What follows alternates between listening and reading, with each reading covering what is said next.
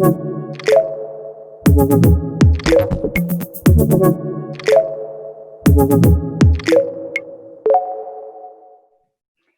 afternoon, welcome, and thank you for tuning in to today's session of our UTalk webcast. My name is Mikkel. I'm the host of the webcast. Our topic for today is the European startup ecosystem and if there's a new normal. In the session, you'll learn about the impact Corona has had on the European startup ecosystem so far and what measures can be taken or have been taken to create opportunities out of the current situation as an entrepreneurship center, and also ways to support startups and soon-to-be entrepreneurs. We have startup-savvy guests coming from 3 different innovation and startup hubs from Denmark, Sweden, and Italy. So if you're a founder in need of support, you'll hear about what 3 entrepreneurship centers are doing to support you. Or if you work for an entrepreneurship center somewhere else in the world, maybe it's a good talk for you to also learn and see what others are doing. Or if you're an investor and want to know what kind of support is out there for your portfolio companies, this talk might be for you. So as always, you can pose your questions on the right side of your screen, and I'll pick them up or pass them on to our guests later on in the Q&A. So with that, let's welcome Lisa, first of all. Lisa is passionate about creating impact through innovation. She has over 20 years of experience of working with innovation and entrepreneurship tied closely to the academic sphere. She's held a number of different roles at KTH, so the Royal Institute of Technology in Stockholm, Sweden, since 2002. And today she's the CEO of the investment company KTH Holding AB and founder and head of KTH Innovation, the Innovation Support Department. The Entrepreneurship Center, KTH Innovation, helps researchers and students at KTH to commercialize their research results and business ideas. So welcome, Lisa. Thank you. Nice to be here, and very nice initiative to gather people from across Europe like this. Yes. So next we have Raghu. Raghu is the managing director of the School of Entrepreneurship and Innovation in Turin in Italy. And after brief stints in research and consulting, he became an entrepreneur by co-founding 3 different startups and a consulting company while also getting his MBA. So seems that you like to be quite busy. And since 2012, he has been working on innovation management topics and developed a variety of successful projects and built strategic partnerships. So welcome, Raghu. Thank you for having me, Mikkel. And last but not least, we have Mikkel. So for the past 7 years, Mikkel has been head of DTU Skylab in Copenhagen, the innovation hub at the Technical University of Denmark. So during this period, DTU Skylab has developed from a small pilot initiative to a full-scale innovation facility with a wide range of programs and other activities. And in the coming years, DTU Skylab is expanding even more, and I'm sure Mikkel will tell us a little bit more about that in the upcoming 20 minutes or 30 minutes. So with that, let's start with a simple question, maybe to you, Mikkel. So how did you experience the past months in Denmark with Corona and all? So what were your main challenges, and or maybe also what kind of opportunities came out of the situation for you and DTU Skylab? Yeah, very pleased to be here. Yeah, so I think, of course, it was a shock for us, as it was for everyone else when the country shut down. In Denmark, it was, I think, March 11th, I think. It's been quite a while. And I was actually pretty surprised how quickly the Skylab team adapted to working from home. So I think the staff was pretty capable of, resetting activities and figuring, okay, how can we coach the startups? And I think, pretty quickly we turned our accelerator program into an online version. And I think that many of the business coaches and tech coaches were very good at that. Of course, what happens along the way is that, you don't have that contact on a day-to-day basis with the entrepreneurs and also your colleagues. And after a while, you can feel that. So I think, of course, it's difficult to work closely together over distance, even though I think that, that in many regards it has been working quite well. But I think a place like Skylab is much about the community and the atmosphere there, the contact with the people, the network, etc. And you don't tend to meet as many new people online. You don't bump into them at the coffee bar or whatever. So it has been quite a significant change. And also, of course, it's also, we don't only teach entrepreneurs or help entrepreneurs, we also do company collaboration. And of course, many of the corporates have really had to focus on their core business, on getting through the crisis, etc. So it's been a massive change, but I think also opportunities are rising from this. Maybe to follow up on that, what opportunities did you see, or what amazed you? Maybe what positive things kind of did you see also during that time, or in the past months? We're still kind of in the situation in the middle. Yeah, I think the whole idea that people and teams are able to adapt. I think I think we've been working in a more flexible way than ever before, and I think that's definitely something we will take with us. Like many other people, often on a personal level, I would go by car to have a meeting, or would fly somewhere to have a meeting, and I think this really teaches us to look at this whole way of interacting with each other in a new way. And also, when we all events we've been doing, or almost all events we've been doing, have been physical events. So when we host an innovation sprint, it's a physical event, takes place at Skylab. We bring 100 students or whatever to Skylab, and now we have, we are forced to think of this in a new way. So how can we do this in digital versions? And the moment we convert these into digital versions, there's something about scalability, because now I'm talking to you, I didn't have to fly to Munich. But also when we facilitate an innovation sprint in this August, it will be an online innovation sprint. So it doesn't really matter if you're in the States or in Munich or in Denmark, and it's scalable in another way than the physical events are. And I think that's very interesting. Okay. So Raghu, in Italy, the situation was even more severe. So how did your Entrepreneurship Center react? What were the measures you took? What was also the reaction that you got from students or from entrepreneurs? Yep, Mikkel, as Michael was saying, it's I think like most of the entrepreneurship centers across Europe or across the world focus a lot on the community element.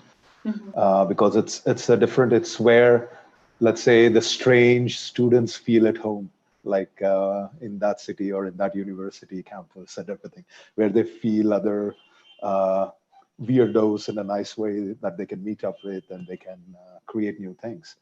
So for us, from a community element, it has been a pause, because we didn't manage to have any community events. Digital is not the same thing in terms of community, as it does get content across, but it doesn't get the human society element across. What we had that worked immediately, like we closed in end February, like for all activities. We waited until March, like end March, to see if there would be any change of the situation. But then we realized that the situation is not going to change. It's going to continue for a while. So we started working on the virtual element of things. So we managed to do 2 innovation sprints, actually, even though ideally you don't do them virtually. Let's experiment. We did with a group of students. We also did with a group of corporate managers. There's not enough commitment. If you know each other before, the students or the target, if they knew each other before, that was what happened with the corporate sprint that we did, that lasted over 10 days, then it might work. But even there, the commitment is not as much as physically, which is strange, which is a bit oxymoronic, because usually when we do in physical sprints, students come to our campus every day. They need to, so you expect a lot of dropouts, but we saw relatively more dropouts on the virtual sprint than on the physical sprints, as compared to, which is something strange, because usually it's easier. You wake up, you can also be in your bed, you can connect to your sprint, right? So I think like the commitment element is a bit problematic, and I hope like if things continue and things move to a more digital element, we need to improve the sense of responsibility in people, and I don't know how that can be worked upon. But, yeah. Lisa, did you have a similar experience as the other two colleagues? Yeah, I would say so. I think when in Sweden, since KTH is situated in Stockholm, and Stockholm was one of the most severe places in Sweden where things started. A lot of people went skiing in northern Italy, for example. In the end of, we have something called the doing sport vacation in end of February. In mid-March, the Swedish society has chosen a little bit of a different approach, I would say, than because we haven't really closed down in the same way as some of the other European countries. But when it comes to the universities, it's been kind of a closed down, even though everything went digital. So the universities did not close, but campuses closed. So the buildings were not open anymore. So it was not possible to interact with other students and faculty, but everything actually went on. And I'm really impressed of the speed that this really happened. It was just a couple of days, and I was like, okay, from tomorrow everything will be digital. And of course there was some problems in the beginning, but we managed to do this in a very swift way. And I think all of us can agree. Of course, if this had happened 5 or 6 or 10 years ago, it would have been much more difficult, because we did not have Zoom then and services like this. So of course that's affected. I agree what Mikkel said, that I'm really impressed with my team, because everything went digital, even at the Innovation Center, and was very easy for us to actually switch to digital meetings and so on, and it worked very well. We also have we call them, we have a pre-incubation program, which is quite similar to your sprints that you're talking about. And actually, the latest one started the day after the close down. So we were a little bit afraid what would happen, but we have actually seen the opposite, that we have seen that the ones that were already running, where we had to stop down saying, no, it's the physical program is over, now it's digital. It's been a little bit more challenging to actually keep them motivated. But the one that actually started fully digital from start has been easier to motivate. So that's the difference. What we have seen. I think of course, this is a terrible situation, and a lot of really bad things are happening around us. But we also see that there are a lot of opportunities, because I think we have never seen such a quick shift in society, and how different type of needs occur in a way, and this usually is actually very good times for entrepreneurs. So even though it's the situation and so on, and where we are in, it's of course not the best one. I think there are a lot of opportunities for entrepreneurship centers and for entrepreneurs all over the world to actually take action and become part of solving this crisis. Were there any measures from your governments that particularly helped startups now in the past months, or also your entrepreneurship centers? To maybe to all of you, or yeah. So shall I continue? Yeah.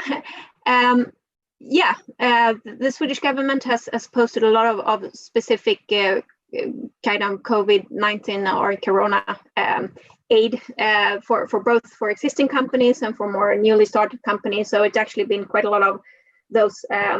In the beginning, it was actually more for the existing companies, and then was a debate that you need to focus on the startups. And now we see that they do a lot of initiatives for the startups. It's also been a lot of these hackathons, like Hack the Crisis. I think you have had those, and we also participated quite a lot in this EU versus virus hackathon. So we have seen a lot of these different initiatives.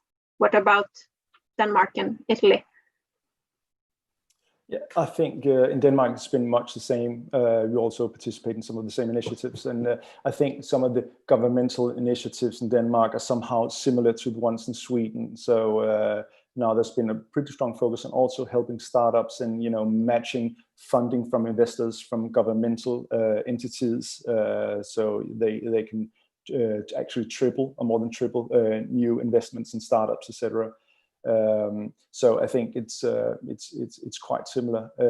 But of course, they're still struggling, and especially, not least if you're a young PhD student or whatever at university, and basically your campus is shut down, your customer is not picking up the phone, etc. It's of course, very, very challenging times, no doubt about it. In Germany, there were also a lot of debates around whether the government is helping established companies too much and like small companies not enough. Was that the same case in Italy? Yep. We did have from what we were seeing in our ecosystem of startups and the big companies per se, we do have an interesting correlation that is happening, which is the really good startups or the really good companies, even they may be early stage, but the founder is a serial entrepreneur, or the product is, you do know sometimes when someone has an interesting direction they're going into. They're doing well. Like the good are doing better, actually. They're getting the more quality of the money because people are filtering better. The thing is, those that are a little bit first-time entrepreneurs who are trying something maybe with N kind of idea that's not, so they're getting, it's getting difficult for them to raise money. On an average, valuations are down, I think, across Europe. Recently, Atomico, someone released like roughly around 25% lower valuations. But this is not holding true for all the cases. The best are doing better. The worst are doing worse.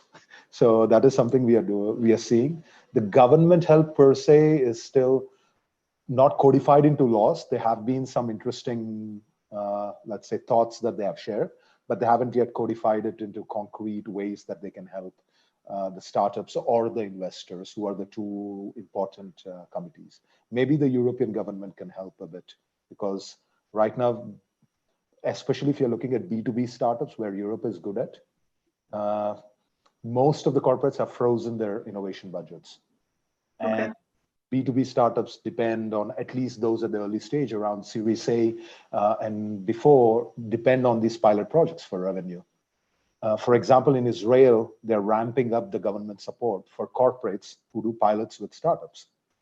That is something that Europe can hopefully, okay, maybe we might give money to, I don't know, BMW or Volvo or Fiat or something, but like maybe if you spend that money on startups, that becomes not a loan, maybe it becomes a grant, I don't know. Like those kind of things, if the European government can look into, I don't think you can do them at a regional or national level.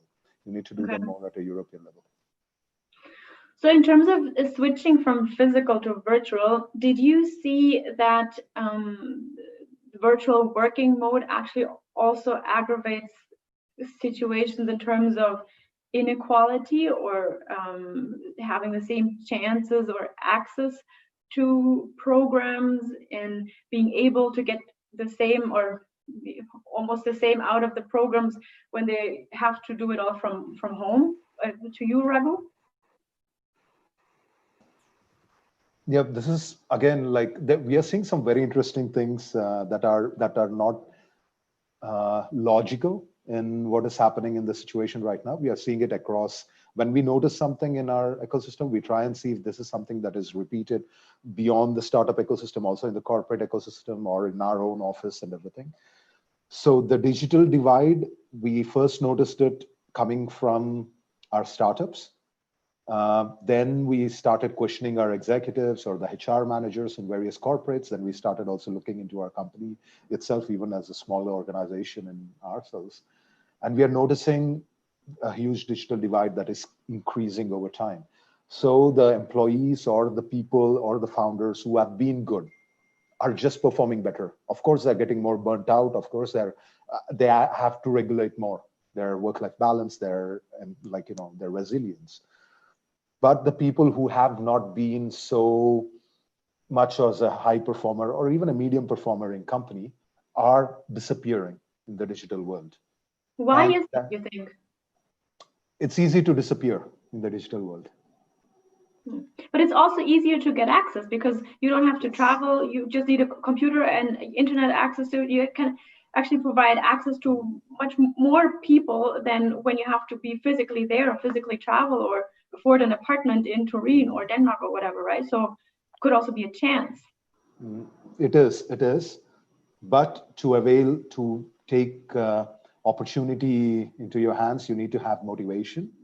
Usually when we're talking about the lower end of the employees in big companies or even startups, not maybe early stage startups, maybe can't afford the luxury of these kind of employees, but like, let's say, once you become 100+ organization, this is very common that maybe people join in very motivated. Maybe people do be part of this organization at a different part of their career, but over time, they become less motivated and less involved with the cause. And they, during this particular digital divide, we have seen them across. We have seen them in fintech, in manufacturing, and across many different kind of sectors. I don't know if I can call it an inequality, but we do definitely need to find a way to help the people who are maybe not better performers, who right now are having much more trouble performing, somehow deal with this new scenario. Otherwise, you risk having this huge population base that is completely against this new way of working because they feel it discriminatory. Lisa, did you see the similar developments in Sweden? No, I would say no. Actually, I think first Sweden we are very high maturity when it comes to digitalization, and I think being also at a technical university, our students and faculty they have the knowledge and the access and to work with this. So I would not say that it's been unequal for us, but I know that we have had a discussion at other universities in Sweden where you have more study languages or history and so on. Those students are probably not that interested into technology. So it's not sure that they have broadband access in the same way because they have not decided to have that kind of subscriptions and so on. So some universities in Sweden has kept their libraries open for that reason, because it's important for those students that do not have access to actually get to use digital equipment so they can participate in the education. So that's one thing I would say. I would say another thing that made the world a little bit more equal is that now everyone across the world have been kind of tossed into actually becoming digital. So we have a program that we are running together with the H&M Foundation and Accenture, and where we have it's acceleration program where we have teams from all over the world participating. It's called the Global Change Award. And in that program, we have people from Australia and China and US, and it's been when we have these teams and everyone has the same situation and everyone has forced to become better at Zoom. So I really look forward to the internationalization work post-corona, because it will be completely different. I think, of course, we will travel and so, but I think we will be able to maintain the relations and do much more on the platform that we now have created. So I would like to stress that, I think. Mikkel, do you agree? Do you think we will have a new normal after Corona, or is it maybe going back to the old ways that we are used to also before? Yeah, I think definitely there will be a new normal, but I think it's not like it's black or white or anything. I think we'll find a new balance, and we did have a balance before Corona, and the post-Corona situation will be a new balance. And I think Lisa is absolutely right. As I also mentioned in the beginning, I think everyone is actually considering a bit more afterwards. Do I have to fly into this meeting, or do we have to actually do the physical event, etc.? There are many upsides in doing advantages of doing it digitally.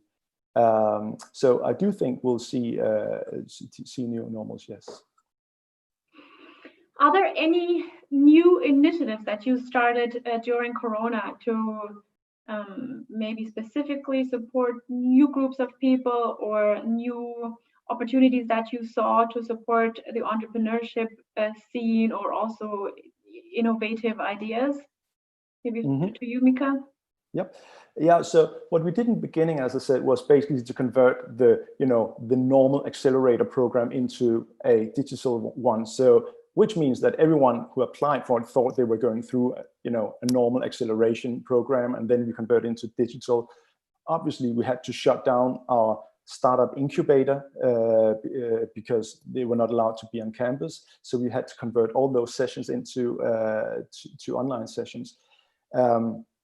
But I think in the beginning, our startup coaches said, there's so much attention. Everyone, they said we're doing more coaching sessions than ever before because we can, we can have even more. I used to have, 8 in a day. Now I can do 10 or whatever. But, after a little while, it actually changed a bit. Then we see a small drop in the number of coaching sessions. I think that's due to not that people weren't equal in their opportunities, but rather that they were not a part of the same community. So, you need to be a little more proactive if you're sitting from home in your office, need to figure out, okay, what are the new offers from the Skylab or KTH Innovation or whatever. So I think, that gave us something to think about, because we need to promote and make aware of yourself in a new way. One of the things we're launching is a new virtual innovation sprint during this August, and the focus of that is basically the post-corona society. So not so much on tackling the corona crisis. Hopefully the doctors are well ahead of that. But there's so many unanswered questions. What kind of society will we come back to? Actually, what you ask me, because this is also an opportunity. This could be some kind of indicate a change in society. We could come back to a more sustainable society, not traveling as much, or digitization offers so many opportunities. So these are this new program focused on the opportunities of this. Well, we're almost already at the end of our time, so I'd like to take some questions from the audience. One viewer is asking, will the switch to virtual settings give more room for European collaboration? Who wants to pick up the question? I might, I'm the only non-European probably in the room, so I'll take the opportunity to pick it up. Definitely, there was always, I think like Europe is personally for me a passion topic, because not being European, I think like Europeans inside Europe don't see it as well as people outside Europe see Europe. They don't appreciate, it's normal, people don't appreciate what they have. We did see a lot of collaboration pre-corona world. But what we have seen is at that time, it was a work. It was, you did have, everything needs advantage and disadvantage, like when you're doing things. So European collaborations were difficult because of all the traveling involved, all the bureaucracy involved, all the various steps involved. But like since the corona element, I've seen that like the collaborations, people are much more open to collaborate across multiple levels. First, because it's Darwinistic, you survive if you're together rather than if you're alone during a crisis. Second, I think it's also because right now we are trying to also people who are much more, I have some other platforms of collaboration at a European level where people were not open to discussing things online. Now they're very open to discussing even very important things online and putting process in motion. So yeah, I'm very positive regarding it. I don't know, Mikkel and Lisa. Yeah, I think, and this is, obviously this is a global crisis, and global measures and European measures should be taken to solve it. And we are all from technical innovation hub. Many of startups are deep tech startups. I don't think any of them have a domestic market or a purely domestic market. They are born international. They should be. And of course, there's a huge challenge in how to create a strong supply chain if it comes from somewhere outside your country and you cannot go there. And what about your customers, which might be in Italy, not in Denmark or whatever. And I think we need this network of this kind of entrepreneurship centers, etc., to help the startups and help the entrepreneurs, create and build that network.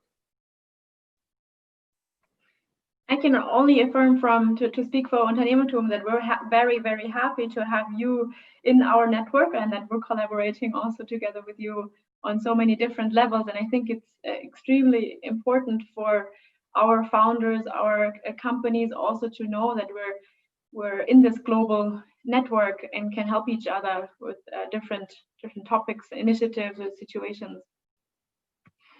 So let's see, we have a lot of different questions. I have to pick one. Did you see a significant increase in need of your support in the past months? Maybe Lisa? I would say in the beginning of the crisis, the influx of new ideas actually kept kind of the same level, and it was actually we had never had so many new ideas entering our process by the end of the last of March this year. So it was in the beginning, it was a lot of ideas, and many of them were also connected to what people had seen in the spread of the virus and so on. But what we have seen now is a little bit, it's kind of declining a little bit, but it's still what we see, since we are supporting both researchers and students, we see that the students have declined more. And the researchers actually become more active, but that's also because what we have understood is that it's actually quite challenging to take part of all the classes in Zoom. It's more time consuming for the students actually to take all the classes. So I think that's one of the reasons why they haven't been that active. And it still is a high influx of ideas, but we have seen that it is declining a little bit. And I think it will be interesting to see how it will be after summer. Mikkel, do you want to add? Yeah, just to say, it's basically the exact same thing that we've seen. The biggest decline amongst the students, less amongst the researchers.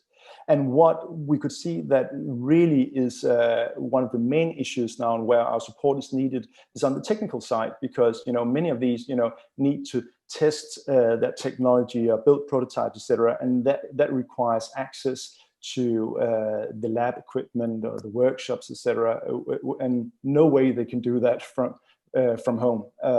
So we really tried to go an extra mile to make sure that the startups can get access to the right technical equipment, etc. Exactly the same also in Italy. We see an increased request for Fab Lab activity. We are trying some home prototyping with Arduino and Raspberry Pi, like trying to see if we can get them delivered through Amazon, and like they try and do that. But exact same thing. Like there's a decline for students, increase for researchers, while more request on technical aspects. Okay. Another question: how do you finance your activities? Can you keep up your support systems? Who wants to take up the question?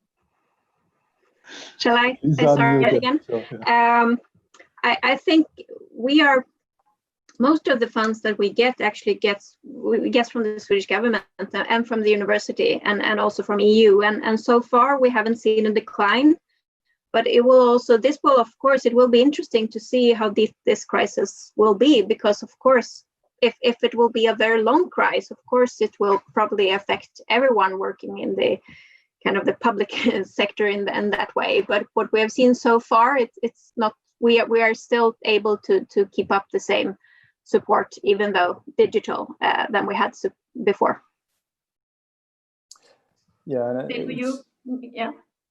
Yeah, it's kind of the same with us. We do see a decline in revenue, a slight decline. It's not too bad yet. It could become bad in the future.